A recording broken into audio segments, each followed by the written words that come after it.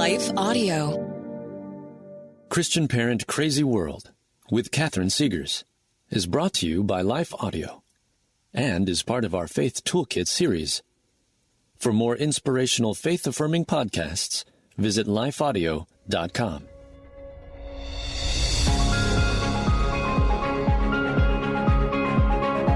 Welcome to Christian Parent Crazy World, the podcast that tackles tough topics to help you be a godly parent in an ungodly world.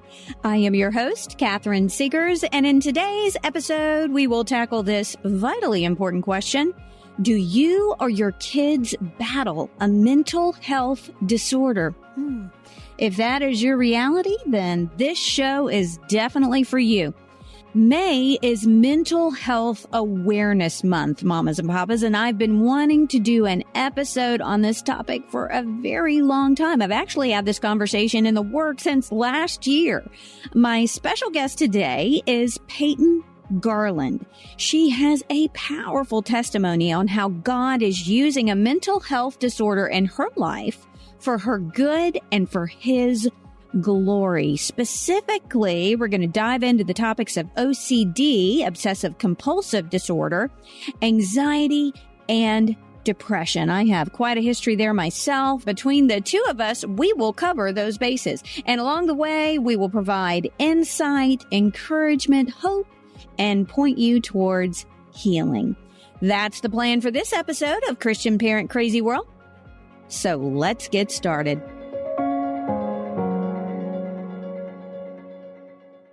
Our world can feel chaotic and uncertain, but we don't have to live enslaved to fear. Christ has promised you and I His peace, and throughout Scripture, He has provided powerful truths and practical steps to help us experience greater freedom. I'm Jennifer Slattery, lead host of the Faith Over Fear podcast, inviting you to join me and my team as together we learn how to starve our fears and grow our faith. Subscribe at lifeaudio.com.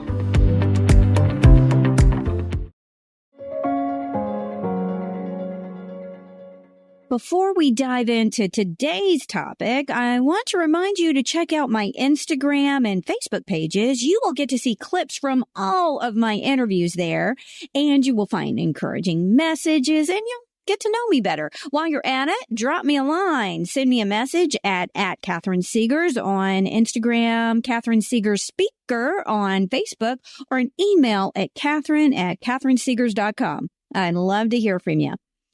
I met my special guest today through the Salem Web Network, where we are both employed. Peyton Garland is one of my incredible editors there, and she is a phenomenal writer in her own right. Brilliant. Her first book, Not So By Myself, was a bestseller with Karis Publishing, and she recently released her second book, Tired, Hungry, and Kinda Faithful, where exhaustion and exile meet God. Yeah. I think we could all use some help with these exhausting seasons of exile in life, especially if we or someone we love are battling a mental health disorder. Peyton recently wrote a couple of articles on mental health, specifically on OCD, which I will link in the show notes. These articles were so enlightening for me that I had to have her on the show to help us all out. In addition to all that, Peyton is a pilot's wife, a dog mama, a soon-to-be baby boy mama, and she loves coffee shop hopping, World War II fiction, and faithfully defending the Oxford comma. Yes, and amen to that. I stand with you there, Peyton. The world would be a much better place if we stopped dropping that little piece of British punctuation. Yeah, I just had to throw in a little writer humor there. Without further ado, I am so excited to have you on the show. Peyton, welcome to the program. Yeah, thank you so much for having me. I'm very excited to be here. It's great because you and I have conversed over the last, when did you start at Salem? I started with them at the end of 2021. Okay, so we've been conversing a couple of years via email. This is our first time seeing each other face to face. It's so nice to see your beautiful face, and you're expecting a little guy, right?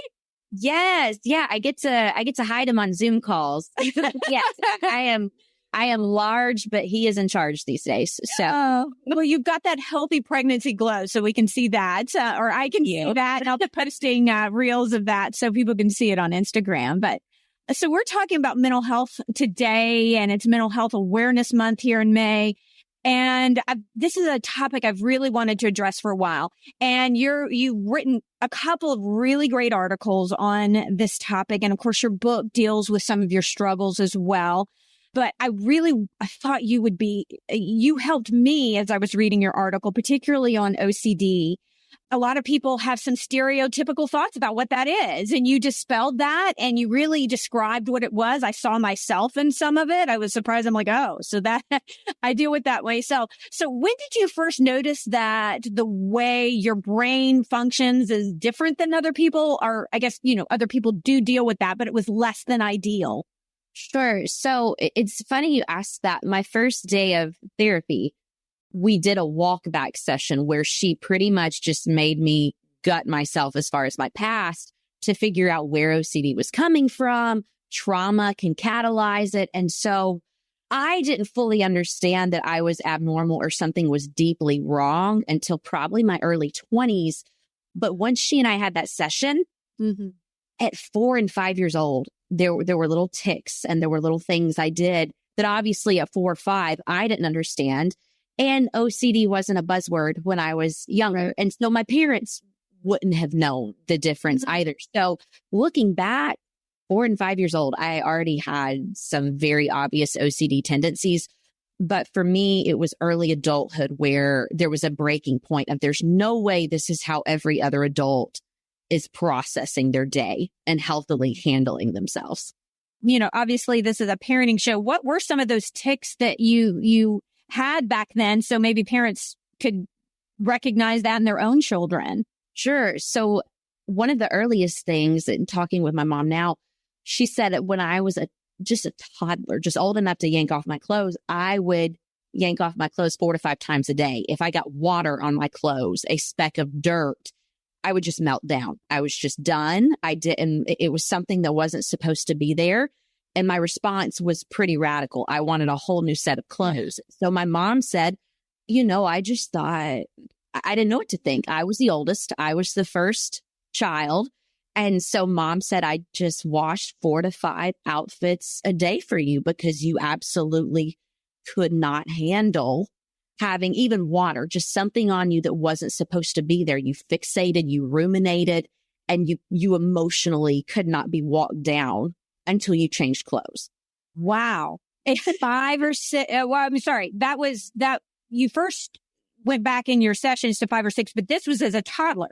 Just, as old. Once I could process, this is my outfit, this is how it's supposed to look. Once something was on it and I had the cognitive understanding that it wasn't supposed to be there. Once that for me, that's when it started. So around 4 or 5 is probably when it manifested the most, just because there's a cognitive difference between being 2 and being 4. Yeah. But as early as I could figure out something isn't supposed to be on me, this is not how I'm supposed to look, something's wrong, it just clicked for me. And in a very unhealthy way. Yeah. So did that carry through, I guess, all of your childhood, obviously? Did it get a lot worse as you got older? So it manifested in different ways. I know in the article you and I discussed, there's 4 different types of OCD. Right. And you can have 1, you can have 4, you can change them out. A lot of times it's depending on your life seasons and what you've experienced.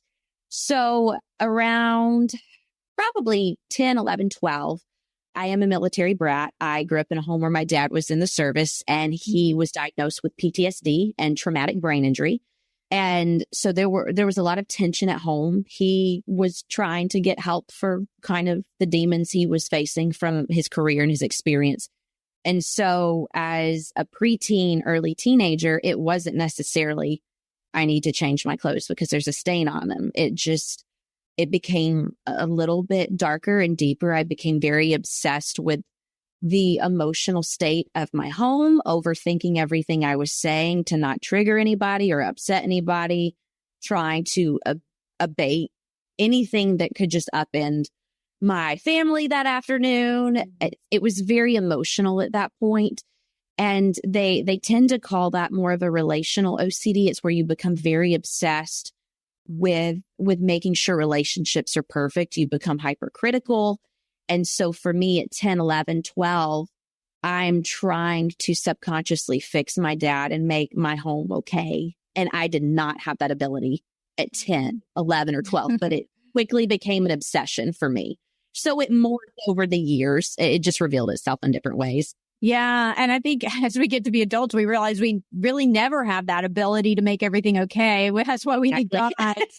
Exactly. But as a child, just having to deal with that stress and that trauma in your home. Wow. So, I love how you described OCD in your most recent article to a mama with a mental health disorder. This was such a great description, I thought. You said OCD is a mislabeled monster with a pendulum that doesn't swing between wanting a neat house and a color coordinating clothes. Rather, it lives as an unempathetic wrecking ball that crashes between fear-based, irrational anxiety and deep, dark feelings of hopelessness. It's a nervous disorder that brings no clarity, light, or sunshine when I organize my pantry with all the soup can labels facing the correct way. And then you get into the science of it. I liked this so much. You said, in short, the neurotransmitters in my brain don't allow serotonin to flow properly through my body, blocking its path. Serotonin is the chemical we need to have healthy mood, digestion, and sleep function, among other things. A person's overall health inside and out is built on the foundation of this biological chemical being properly distributed throughout the body. So, I guess as you went and started to investigate this further, you learned, okay, this is actually physically, chemically what is happening in my body. And there's a relief to that. I know myself, having been diagnosed with depression and anxiety disorders and back in the day, and I've experienced a lot of victory and healing there as well. But speak to that a little bit, exactly what's going on in the brain of someone who deals with a mental health issue. Learning to swim is a magical time in a child's life. The excitement of the water, playing with friends, making memories on vacations that will last a lifetime. British Swim School has locations throughout the U.S. where we specialize in teaching anyone to swim, from babies to adults, beginners to those who need a refresher pre-summer. British Swim School's instructors make learning to swim fun with gentle teaching methods. Sign up your kids for swim lessons at BritishSwimSchool.com. Hey there, it's Nicole Eunice, host of the How to Study the Bible podcast, where every single week we join together to encounter God through His Word. You can subscribe at lifeaudio.com.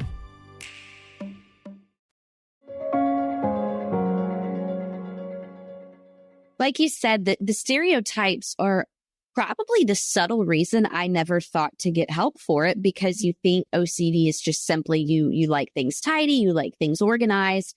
And so for me, that never fit how dark things were inside me. So that wasn't me. I wasn't going to ask about OCD or get help for that. But what I did say up front when I went to therapy, which was very non-stereotypical in my family, I come from good old Southern roots, a lot of Vietnam vets. Right. Very much a pull your life up by your bootstraps, lace them up tight, keep marching. So I was a little wary to be in therapy in the first place, but I asked her, I said, can you please tell me what's going on scientifically? Because I don't want a stereotype. I don't want a label. I don't want to just feel quote unquote crazy. I want to know, why am I feeling this way? What is happening? And so she said, OCD, it's been on the scene probably since the 80s scientifically, but they still don't know a ton about it. They do understand, like you mentioned from the article, that the serotonin is not getting where it needs to be. And so what happens is, essentially, because my body does not understand how to function as far as adrenal glands go, I kind of live in fight or flight mentally. So everything is a potential threat. And I have to sit here and analyze whether or not this thought is a true threat or it's just a thought, because humans have irrational, crazy, menacing thoughts all the time. But my brain is going to want to take each thought I have and overanalyze it and pick it apart and understand its root, see if I truly identify with it. And so it's essentially like running a mental marathon. It's just loops of a marathon run in my brain. And so it's very exhausting. There are some days I tell my husband, I have done nothing today, but I feel beyond drained. Mentally, I can't describe to you how exhausted I am from just sitting here battling thoughts for a good 12 to 16 hours. I can relate to that. I have issues where I can be triggered into those kind of now, having dealt with depression and anxiety, that has ruminating thoughts involved. But in terms of the OCD, the obsessive compulsive thoughts that someone can have, what triggers it for me is when I hear a tragic event happening, particularly something involving a child. If something like that happens, I am literally 24/7, weeks on end, morning, noon, and night, wake up at 2 a.m. to go to the bathroom, slams me in the face. I can't stop thinking about it. It's like it happened to me, only it didn't happen to me. It happened to usually some stranger or maybe someone I barely know. And I can't stop the thought. That is obsessive compulsive there, would it not be? Yes. So they call them essentially sticky thoughts. It's just thoughts that once you have them, there's no shaking them. And right. What's with OCD is it doesn't matter how rational you are, right? What sense of like common sense you can speak to yourself, that sticky thought wins. It's going to have the say at the end of the day. And the compulsive part of OCD is just you stopping and literally letting that thought control your response to it. It is you compulsively feel the need to wrestle with that thought and either mentally or physically do something to fix it. And you can't because it's nothing but a thought. But right. Because you don't have the serotonin to balance your mood, to balance the adrenal glands that are saying, hey, this isn't a threat. Like this isn't a fight or flight thing. You're fine. Like this is a thought. Your brain literally thinks, I need to face this and fight it and do something with it right now. It is. It's very biological. It's very chemical. And see, here's what's frustrating. And I want to get into the kinds of stereotypical thoughts you break down because you do it so well in the article. But what's frustrating being a Christian is you get in Christian communities that are like, well, you need to pray that away or you're not a strong enough believer or that's just demonic. And I'm not saying, and I wrote 2 articles on mental health too that I'll link here. I do believe there's a spiritual component to everything we go through because we're body, mind, and spirit. We can't divorce that. And what I found myself in for years and years was caught in between 2 different camps. A Christian camp that wanted to over spiritualize everything and ignore the physical as if the physical was, and you never would do that with a diabetic or someone who had heart disease, right? You would never say, oh, well, you don't have enough faith. If you had enough faith, you wouldn't take insulin. That's idiotic. And everybody knows that. On the flip side of it, I would get into the medical community that all too often ignored the spiritual, which mine had I had a cesspool that was feeding my bad brain chemistry. And that was my particular journey. So I think we need to have a balance. We need to recognize both aspects, but in particular, when you're dealing with OCD or like manic depressive, you're and even your garden variety anxiety and depression, you're dealing with chemical issues and this is what's so frustrating because we're told to take every thought captive, right? That's what we're supposed to do as Christians. Yep. I know. And we're sitting here going, God, you're telling me to do this. And yet physically it feels like I'm incapable of doing this. Right. So how do you deal with that struggle and have you experienced that within the Christian community as well? That there's almost a bias against you if you struggle with mental health because we're supposed to take these thoughts captive. So why aren't you doing it? Right. I think overall, I grew up in a very fundamentalist church with lots of rules. There was lots of legalism.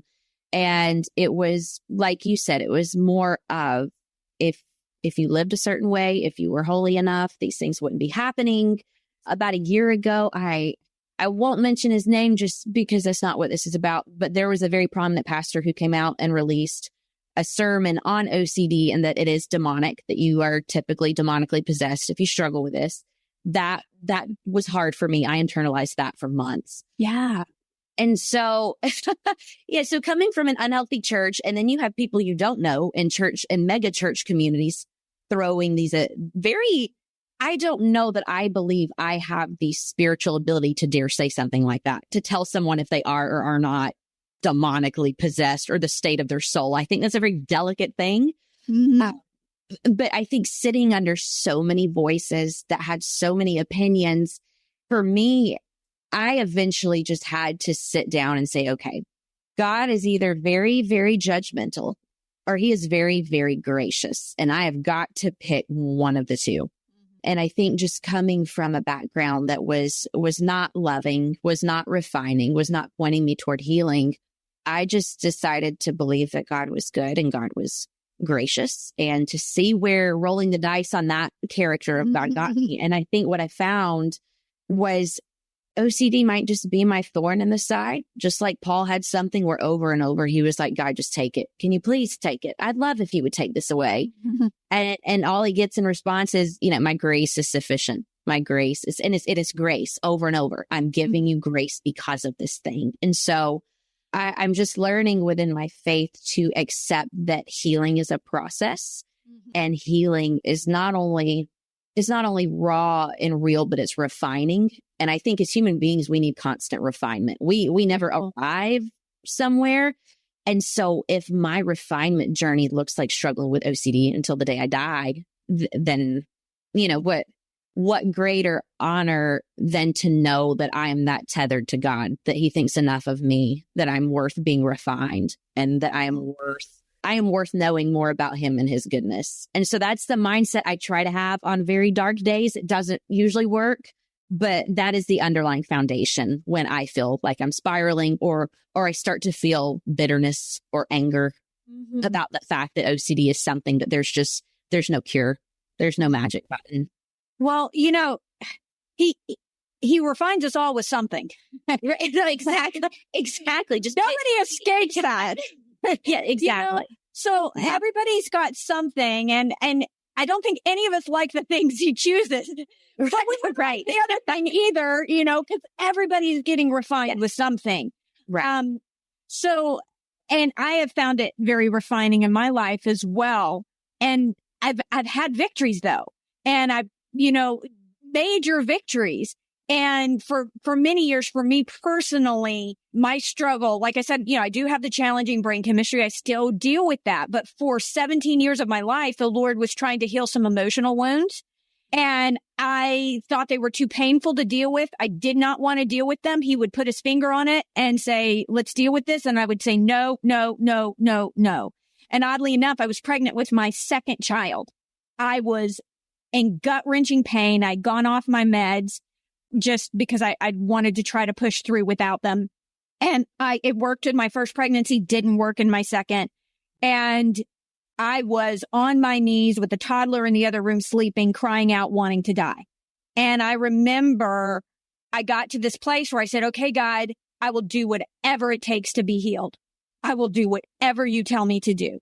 And that's a dangerous prayer, man. When you really mean it. Yes, it is. That's when God can really start moving things around, because we hold things off the table. We will do anything but this or that. And so I felt this peace wash over me like I'd never felt. And within minutes, he said, okay, let's deal with this wound. And I had just said I would do whatever it takes. And I had said no for 17 years to dealing with that wound.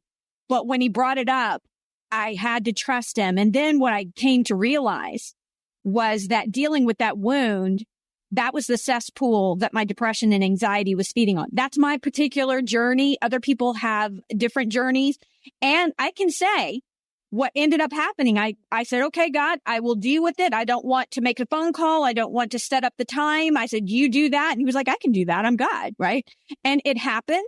It was beautiful. He brought healing. And once that cesspool was gone, I was able to find techniques and ways. I went to cognitive behavioral therapy at one point and find ways to deal with it that did not require medicine, which was good because in my particular case, my medicine stopped working altogether. And I kept compounding my side effects because I was having to double up. And so, but God has a path, whether that, and I thank God for the medicine when it worked and how it helped me. And I believe in that. I believe, I would never tell somebody that you shouldn't be on medicine or anything like that. But God is a great physician. If he chooses to use medicine, praise God. If he chooses to, at some point, like with me, go a different way, and I still struggle, but I've experienced some major victories. And I think he wants to bring us those major victories in life, but we have to trust him and walk with him. I want to dig into the thoughts that you break down here. I think they're so great. You go over 4 different kinds of OCD thoughts that people deal with. I didn't know all of this until reading your article. It was so helpful. Can you break those down for us, what they are? And yeah. So the first one is symmetry OCD, and that tends to be where the stereotype comes from. There are people who truly do have an obsession with the crooked picture frames, the soup can label spacing out.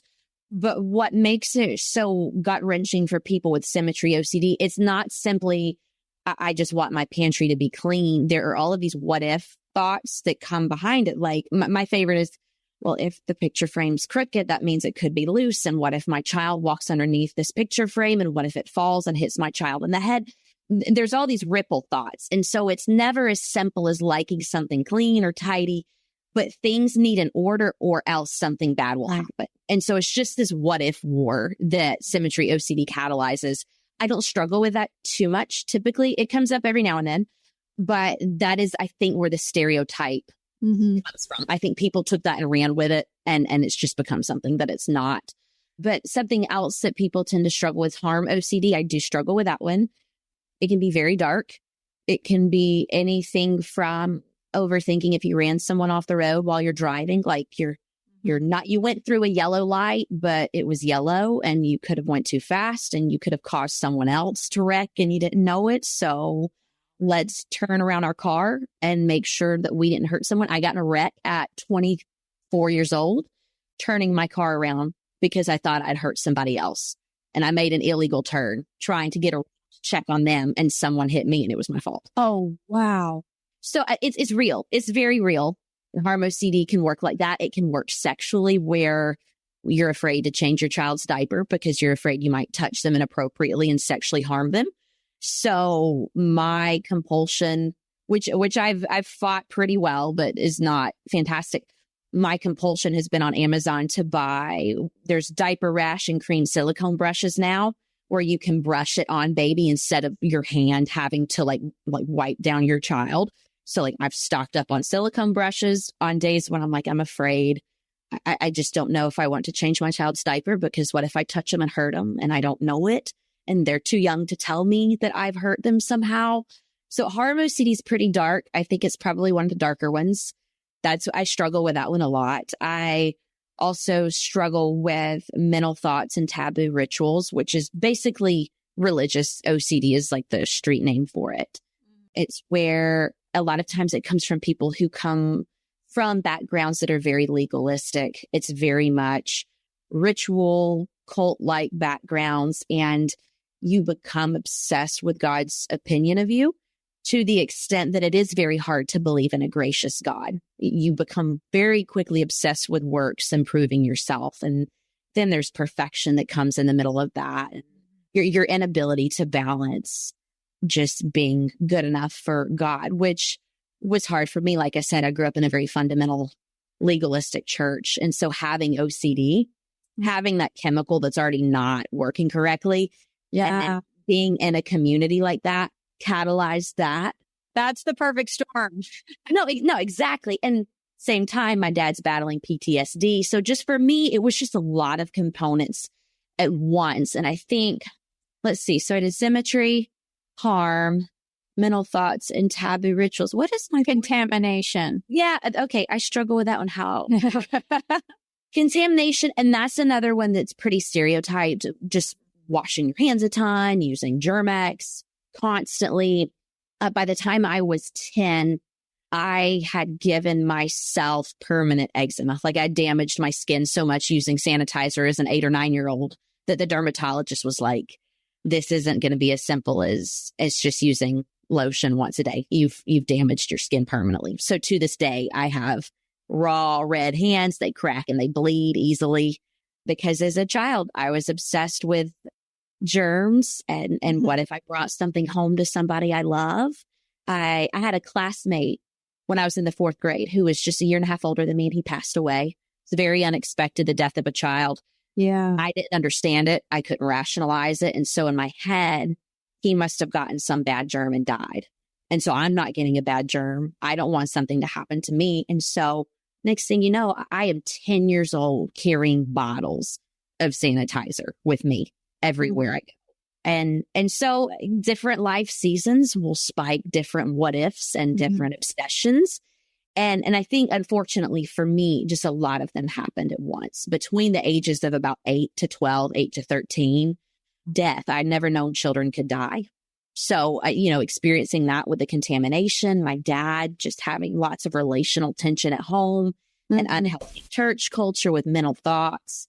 So there's 4 of them, and about 3 of them hit me at once as a kid. And it probably took a good 10 to 12 years for me to recognize I've got to do something about this. This is not how you function healthily as a human being. No, bless your heart. Yeah. So now you were officially diagnosed, I guess, with OCD. What else were you diagnosed with? Yeah. At age 25, I was diagnosed with obsessive compulsive disorder. And I was also diagnosed with secondary post-traumatic stress disorder. They said this is newer on the block, but what they've discovered is, especially with children, if you grew up in a home where someone had PTSD and it wasn't resolved or they weren't medicated, you quite literally adopt trauma from living with that person who has unhealed trauma. And so I have secondary PTSD just because my dad he's a big 6'2", gruff, tatted Army paratrooper, like just a big old bad dude. He didn't get help for 7 years just because you were told big, bad, rough, tough men don't talk. They don't go to therapy. And so I was in it for 7 years as a child. Just that PTSD was so prevalent in my home. As a child, I had traumatic stress from the PTSD that was inside my house. So I got both of those. And then when COVID hit, I seemed to dip my toes, unfortunately, into some pretty dark depression. My contamination OCD went through the roof, which I think it manifested for a lot of people. I think a lot of people became quickly obsessed with germs and the fear of being around people. So in 2020, I finally was diagnosed with depression as well. So those are kind of the 3 things I wouldn't say I balance, but I deal with. So what are some of the things that you have learned to do then that have really helped you coping with the mental health issues you have?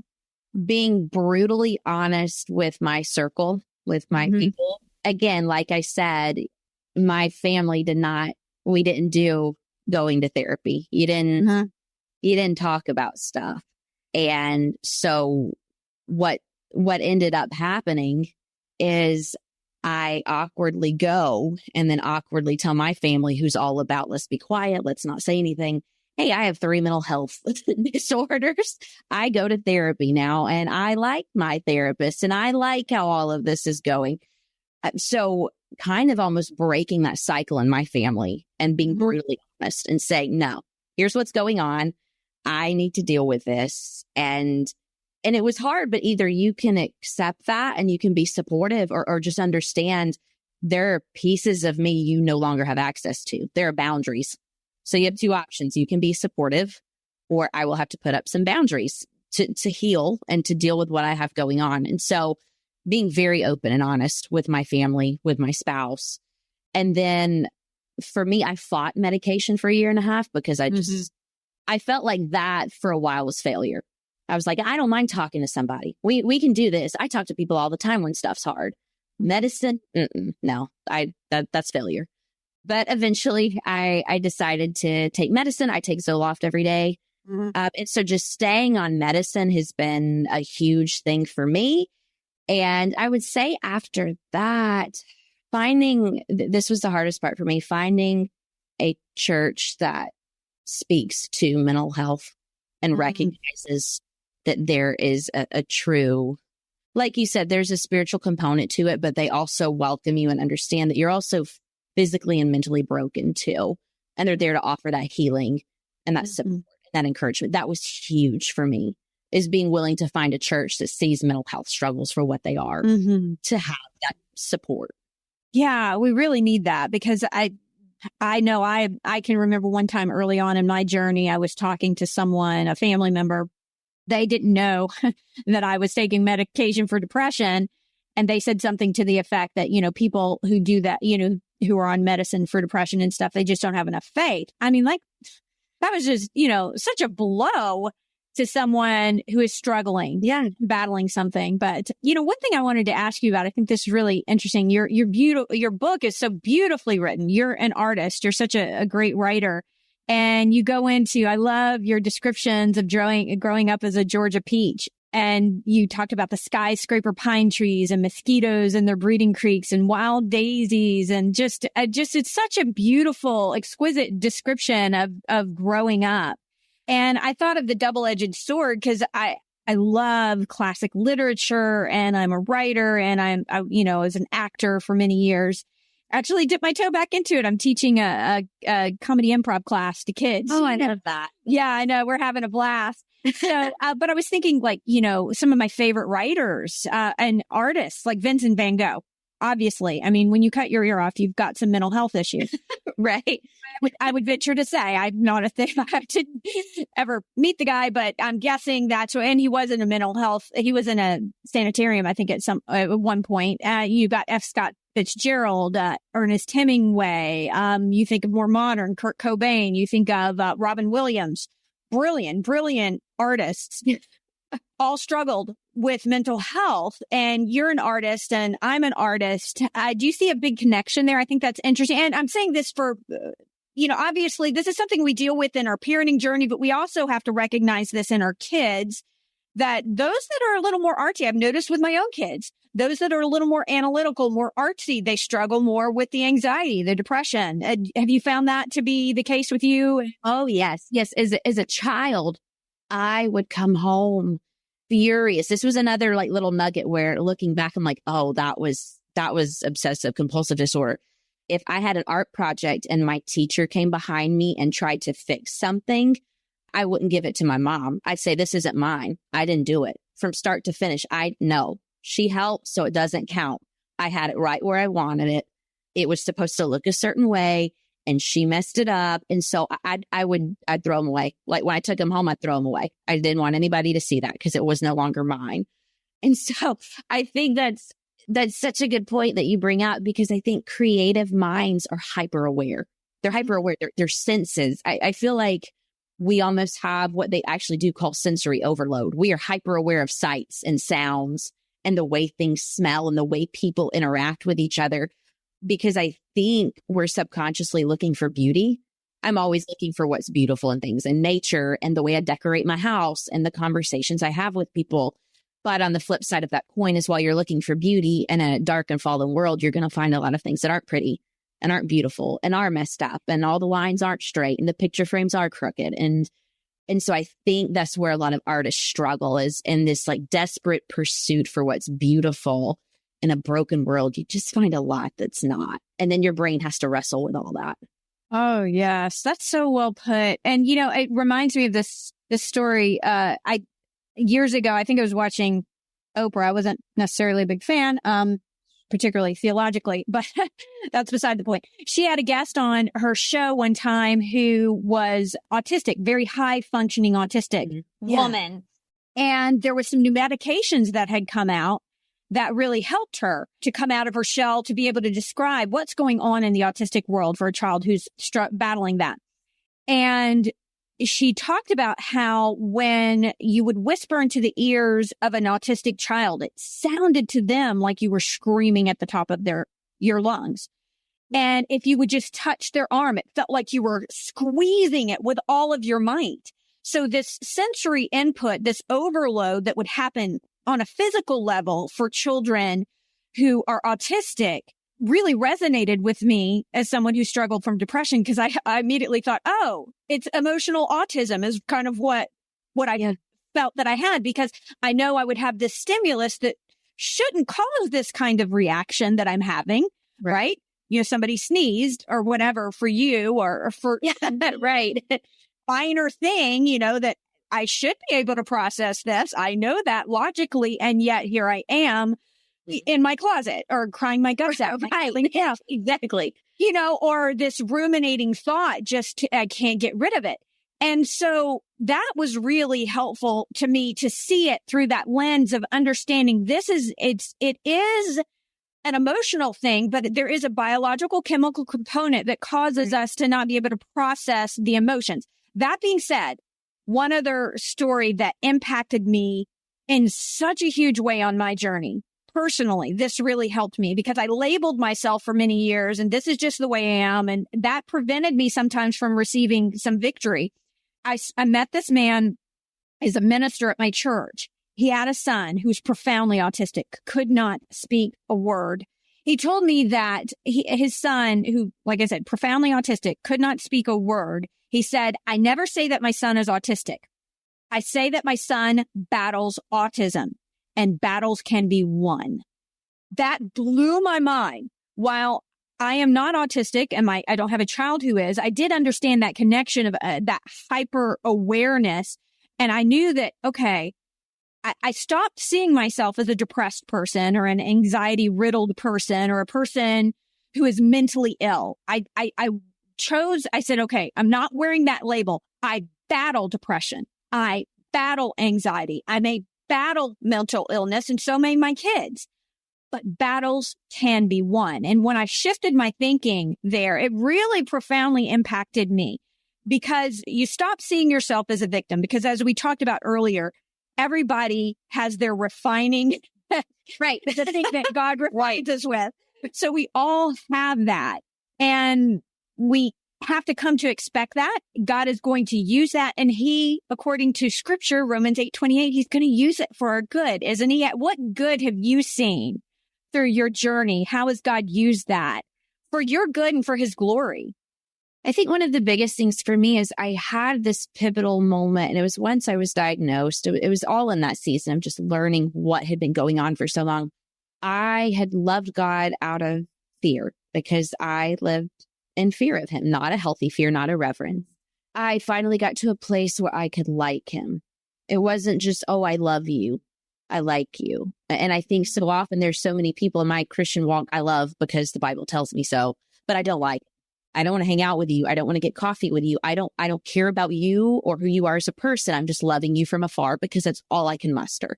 And so I think one of the biggest things God's done for me is he's allowed this season to let me wrestle with his character and discover that he's not just lovable because he has to be. He's likable. He's a God you can want. And so I think that has been so crucial in my healing and my understanding of grace. And it's just an honor to know that I can pass down this gracious, good, kind nature of God to my child. I can tell him, no, he's good. He's kind. He's gracious. And I think that's the neat thing is the biggest goodness and glory. The glory I believe he will receive and the goodness I have received is that there's now a new legacy in my family. My son will not know, just pull up your bootstraps and tighten them. Don't say a word. You're fine. Suck it up. He will know there are seasons you won't be, and there's a good and gracious God. And there are so many ways he's blessed people to help each other through these things. And so I think that will be his glory is a new legacy or a new generation of believing he's good and he's kind and he's supportive. And so I think I'm seeing that now more and more being pregnant and expecting my first baby. And that's been an honor. I've been able to sleep at night with a newfound peace that, I think sometimes people live their whole lives and never fully understand their purpose or where did I make a difference? And I think this is it for me, is just possibly this idea of starting a new generation of people who believe God's good. Yeah. And not only that, I mean, obviously God, you've walked through this, the things that we deal with in our life, those refining things that God uses, he uses in our lives so that we can help other people who are dealing with the same thing. And that's exactly what you're doing with your book and with your articles and speaking out on this topic. I'm reminded, it's weird that just yesterday and today, yesterday I was going through one of my devotional books, and this thought really helped me because we're struggling with something in particular, actually a parenting issue. And this, in the devotion, it was talking about how we so often in life feel like we're entitled to things being good and easy because God is good. God is good. God is love. And so my life should be filled with love and goodness. And we're not entitled to that. It was talking about how what our expectation, if that's our expectation that everything is supposed to be good, we're going to be disappointed, right? There's no other option because it's not. That's not the reality of what we face here. But when we have, and that's a really, oddly enough, an entitlement mentality that we try to get out of our kids. We don't want them to feel entitled to all of these things in life. Right. And yet, as a Christian, so often, well, God is good. God is love. I'm entitled to these things because look what I do. I did this, and this. And Lord, I tithe and I go to church and I read my Bible and I praise you and I put you first in our home. And I did this in my parenting and with my kids. So I'm entitled to X, Y, and Z. I'm entitled to these results. I'm not entitled to that. My expectation and what he was saying about it was actually one of the, I don't know if you've ever read the Book of Mysteries by Jonathan Cahn. It was one of the days. I'll post it in the links. It was so helpful to me because I'm trying, and it's a hard shift to shift my thinking. That's not what I'm entitled to. I'm entitled to, because of my sin and my sinful falling nature, I'm entitled to hell. That's what I deserve. And when I see that that's what I deserve, then we can look at all the good things that happen in our lives. Right. Blessings. It's true blessing because I got what I didn't deserve there. Okay. Over here. Yeah. I'm struggling through some issues. Even there, God's going to use those hard things I'm struggling through for my good because he's promised to do that. But I'm not entitled to an easy, blissful life without any kind of health or mental challenges. I'm not entitled to that. I'm not entitled to perfect kids that make all the right choices simply because I did all of these things. That's not how that works. We tend to think it is, but it's not. And I'm kind of shifting my thinking there, realizing that I have an entitlement mentality, even whether it's with my health or in my parenting, that God is going to use those difficult places for good, and looking at all the blessings. That helps me to look and focus on the blessings and not focus on the challenges as much. So that's really, I don't know. I just thought I'd throw that in there. That's a bonus. But I love that you said that because I don't know if I have my phone on me, but I recently posted a poem. So this month is like NAPO Rhyme, the National Poetry Writing Month. And one of the prompts was speak to a decade in your life. What do you come up with? And so I'm 29. And so I was like, well, I'm telling my 20s essentially goodbye. What are my thoughts? What are my feelings? And I don't have the exact words on me right now, but essentially what I ended up writing, and this was not the plan, I didn't know where this was going, but I wrote the whole piece on, in your 20s, you have your whole life ahead of you. You're supposed to be in good health. There's not a lot of financial burdens yet. This is when, in theory, like you said, all the good things, this is when stuff is just supposed to be good.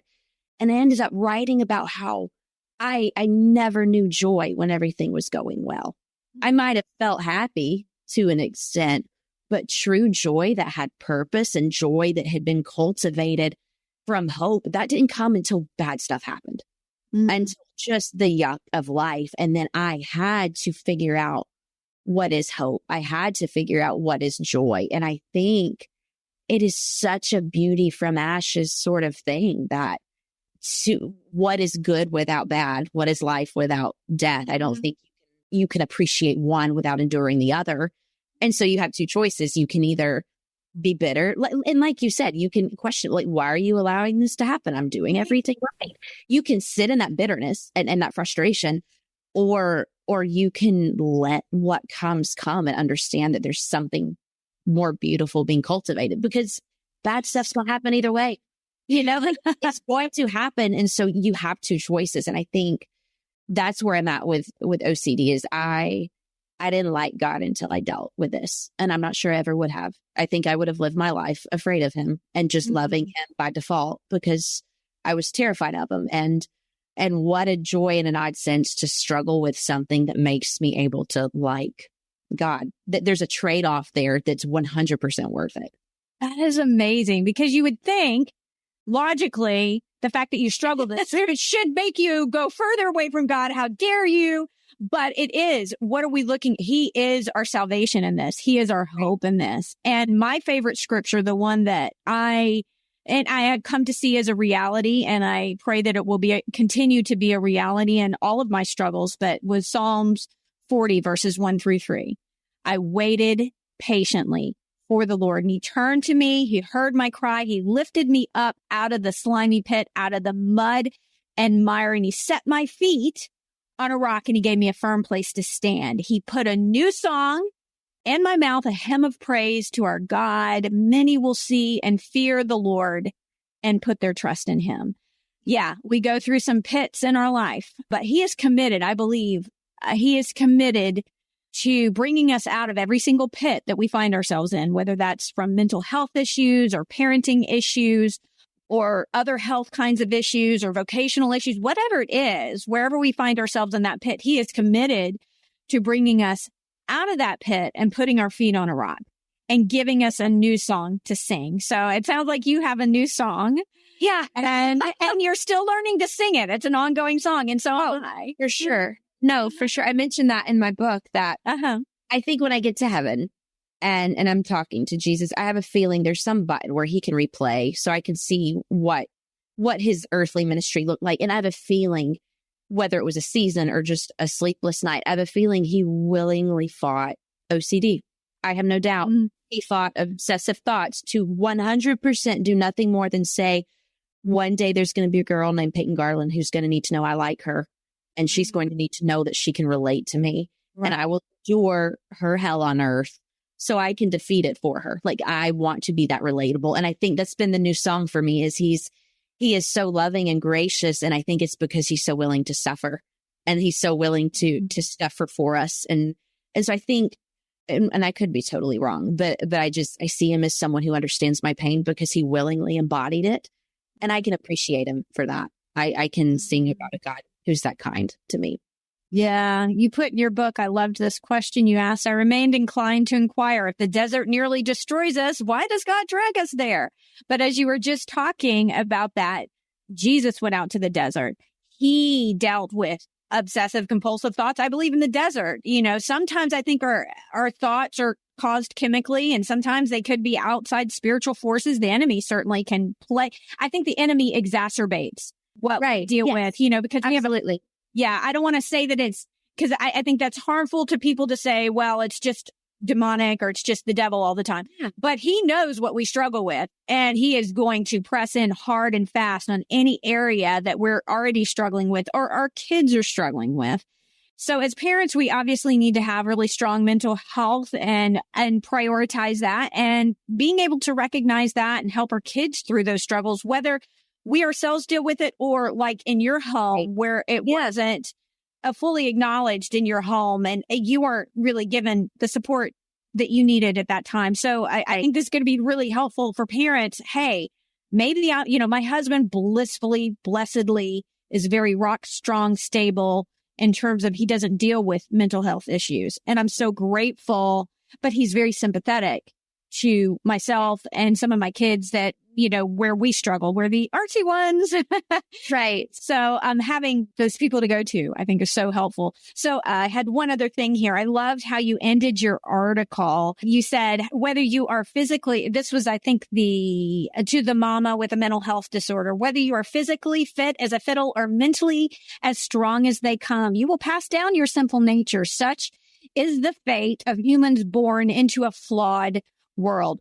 However, your diagnosis, compulsions, tics, triggers, and panic attacks are the very avenues to God's way out of this worldwide plague. They are what bring you to your knees. They are what humble you and call you to admit that only God can fix us. And when you've been to such low places in desperation for someone who far outweighs your capabilities as a mama, you, my friend, have become the imperfectly perfect disciple to the kiddo peeking around the corner, watching you pray. The teenager quietly fighting the same anxiety they hear you bravely talk about. The adult child who sees you seek godly counsel to become as effective as possible for the gospel. And then you say, this is so beautiful. To the mother with a mental health disorder, you are right where you need to be, equipped with all the necessary grace to do God's holy work in your child's life. These are such beautiful and encouraging words for us as parents, and they relate what we want to teach to our children and help our children to understand if they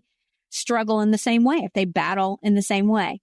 So I can't thank you enough, Peyton, for sharing your testimony, your wisdom, your hard-earned advice with us today. Please tell our listeners where they can learn more about you, your writing, your ministry, and your book, Tired, Hungry, and Kind of Faithful, Where Exhaustion and Exile Meet God. Yes. So Instagram is my big place. That's where I spend most of my time. It's just at Peyton M. Garland. You can find my book on Amazon. And I would say outside that, there's a link in my Instagram to my blog called Uncured and Okay. And so that's where I love to get into even more long form content details about some of the things I struggle with. So I'd love for you to pop over to the newsletter as well. Oh, I will post all of those links in the show notes, which will be on Life Audio and my website eventually. I'm a little behind.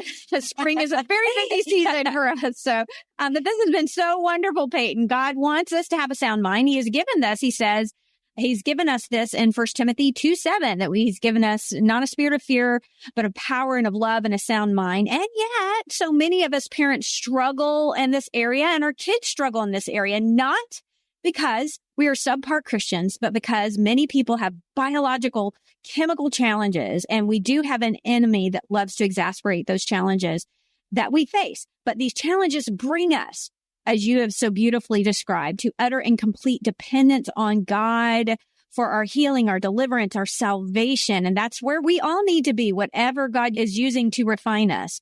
We are depending on God for our freedom, for our future, and for our children. Thank you so much for joining us today, Peyton. I know that you blessed a lot of mamas and papas and a lot of kiddos. Thank you so much. It's an honor to be here.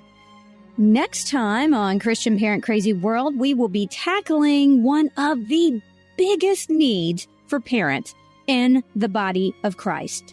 That is what to do if you have a prodigal child. I have talked about this topic before on CPCW. I've written on it as well. And to date, the biggest response I've ever received from a podcast or an article came when I addressed this topic. And I offered a list of scriptures to pray over lost children. I was shocked at how many new subscribers I got overnight with that one resource that is still offered to new subscribers, by the way, on my website. Parents are desperate for hope and for strategy when they have lost children. Well, I have a new resource to share with you in the next 2 episodes, actually. One episode just wouldn't cut it. Lane Lawson Craft was a mother of 3 prodigal children. Yes, 3.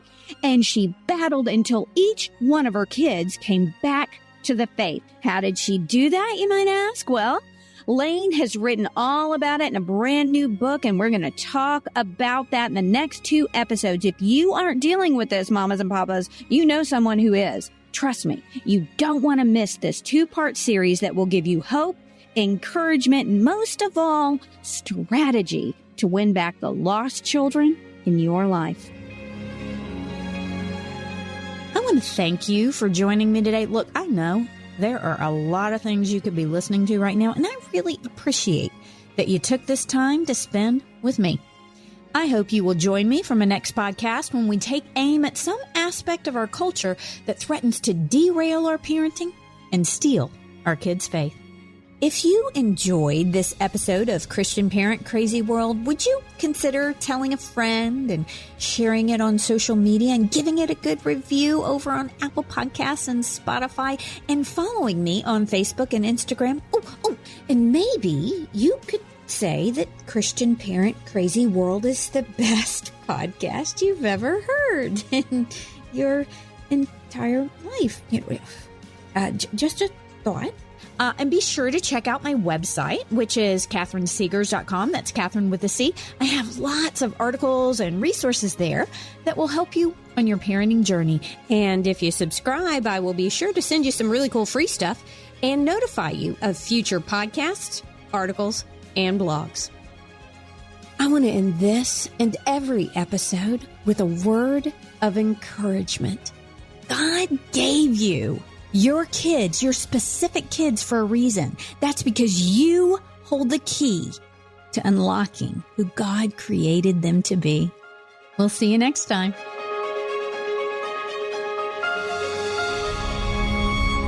Christian Parent Crazy World is a production of Life Audio and Salem Media.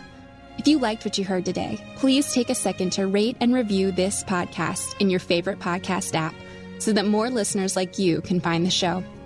For more faith-filled, inspirational podcasts, visit us at lifeaudio.com.